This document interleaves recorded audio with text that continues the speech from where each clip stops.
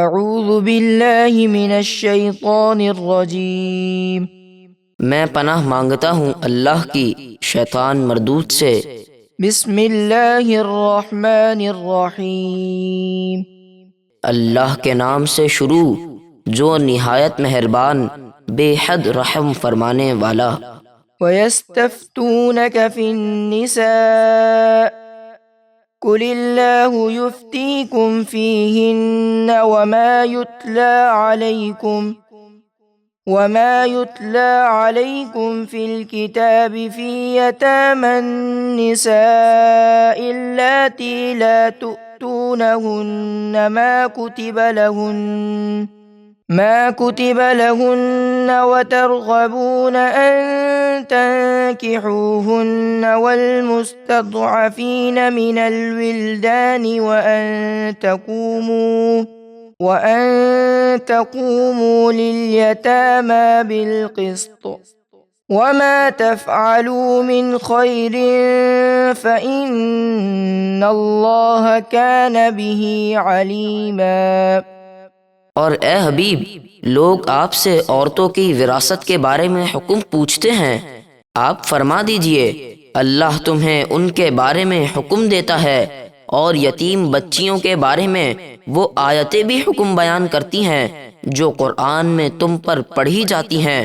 وہ یتیم بچیاں جن کو تم وہ حقوق نہیں دیتے جو ان کے لیے فرض کیے گئے ہیں، حالانکہ اگر وہ خوبصورت اور مالدار ہوں تو تم ان سے نکاح کرنے میں دلچسپی رکھتے ہو، اور کمزور یتیم بچوں کے بارے میں، اور یہ کہ انصاف کے ساتھ یتیموں کی دیکھ بھال کرو، اور تم جو بھی نیک کام کرو تو بے شک اللہ اسے خوب جاننے والا ہے۔ وَإِنِ امْرَأَةٌ خَافَتْ مِن بَعْلِهَا نُشُوزًا أَوْ إِعْرَاضًا فلا جناح عليهما أن يصلحا بينهما صلحا والصلح خير وأحضرت الأنفس الشح وإن تحسنوا وتتقوا فإن الله كان بما تعملون خبيرا۔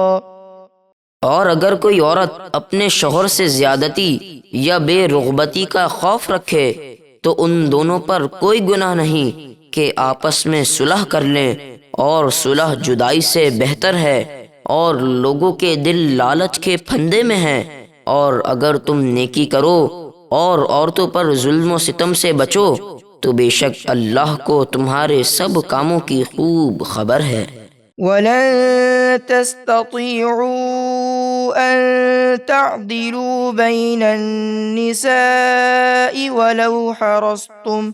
وَلَوْ حَرَصْتُمْ فَلَا تَمِيلُوا كُلَّ الْمَيْلِ فَتَذَرُوهَا كَالْمُعَلَّقَةِ وَإِن تُصْلِحُوا وَتَتَّقُوا فَإِنَّ اللَّهَ كَانَ غَفُورًا رَّحِيمًا۔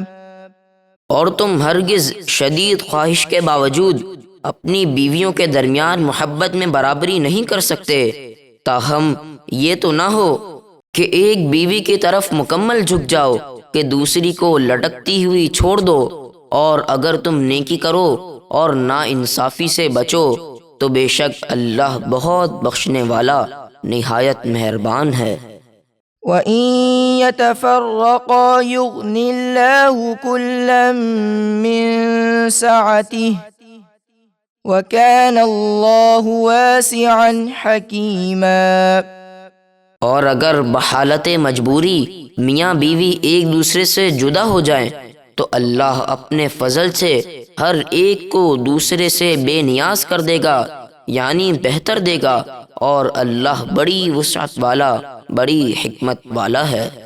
وَلِلَّهِ مَا فِي السَّمَاوَاتِ وَمَا فِي الْأَرْضِ وَلَقَدْ وَصَّيْنَا الَّذِينَ أُوتُوا الْكِتَابَ مِن قَبْلِكُمْ وَإِيَّاكُمْ أَنِ اتَّقُوا اللَّهَ وَإِن تَكْفُرُوا فَإِنَّ لِلَّهِ مَا فِي السَّمَاوَاتِ وَمَا فِي الْأَرْضِ وَكَانَ اللَّهُ غَنِيًّا حَمِيدًا۔ اور اللہ ہی کا ہے جو کچھ آسمانوں میں اور جو کچھ زمینوں میں ہے، اور بے شک ہم نے تاکید فرمائی ان لوگوں کو جنہیں تم سے پہلے کتاب دی گئی اور تمہیں بھی کہ اللہ سے ڈرتے رہو، اور اگر تم نہ مانو تو بے شک اللہ ہی کا ہے جو کچھ آسمانوں میں اور جو کچھ زمینوں میں ہے، اور اللہ تمام لوگوں سے بے نیاز سب خوبیوں والا ہے۔ وَلِلَّهِ مَا فِي السَّمَاوَاتِ وَمَا فِي الْأَرْضِ وَكَفَى بِاللَّهِ وَكِيلًا۔ اور اللہ ہی کا ہے جو کچھ آسمانوں میں ہے اور جو کچھ زمینوں میں، اور اللہ کافی ہے کام بنانے والا۔ إِن يَشَأْ يُذْهِبْكُمْ أَيُّهَا النَّاسُ وَيَأْتِ بِآخَرِينَ وَكَانَ اللَّهُ عَلَى ذَلِكَ قَدِيرًا۔ اے لوگو، اگر وہ چاہے تو تمہیں دنیا سے لے جائے اور تمہاری جگہ دوسروں کو لے آئے، اور اللہ اس پر خوب قادر ہے۔